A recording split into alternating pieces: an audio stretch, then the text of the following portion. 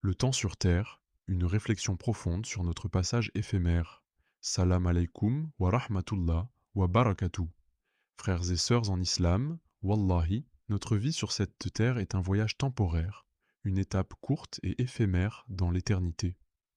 Prenons un moment pour réfléchir à la manière dont nous passons notre temps, car ce précieux cadeau qu'est la vie ne nous est donné qu'une seule fois. Une vie en chiffres. Imaginons que nous vivons environ 80 ans.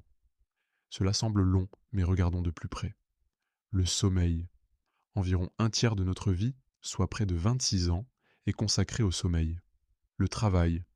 Si nous travaillons 8 heures par jour, cela fait 10 ans de notre vie. Les repas. Nous passons environ 4 ans à manger et boire. Les tâches ménagères. Près de 3 ans sont consacrés à l'entretien de nos foyers. Les loisirs.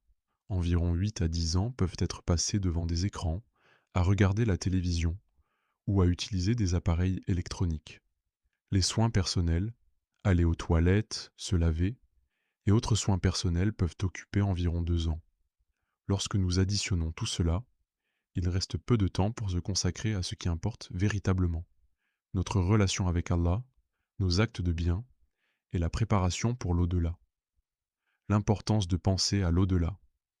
Le prophète Muhammad, paix et bénédiction soient sur lui, a dit: le monde est une prison pour le croyant et un paradis pour le mécréant. Sahih Muslim. Ce hadith nous rappelle que cette vie est un test, une illusion temporaire comparée à la réalité éternelle de l'au-delà. Nous passons tant de temps à poursuivre des plaisirs éphémères, oubliant que chaque instant est une opportunité de nous rapprocher d'Allah. Combien de nos prières sont accomplies à la hâte? Combien de fois avons-nous négligé de réciter le Coran ou de faire du bien autour de nous? Pourtant, ces actes seront nos seules provisions lorsque nous retournerons à Allah. Un rappel compatissant. Frères et sœurs, je vous exhorte avec compassion à revoir vos priorités. Réfléchissez à la manière dont vous utilisez votre temps. Chaque seconde qui passe est une partie de notre vie qui s'envole, une partie que nous ne pourrons jamais récupérer. Préparons-nous pour le jour où nous rencontrerons Allah. Soyons des personnes qui, lorsqu'elles quitteront ce monde, auront laissé derrière elles un héritage de foi, de bien et de piété. Le temps est un bienfait dont nous devrons rendre compte. Utilisons-le pour construire notre avenir éternel, car la vraie vie commence dans l'au-delà.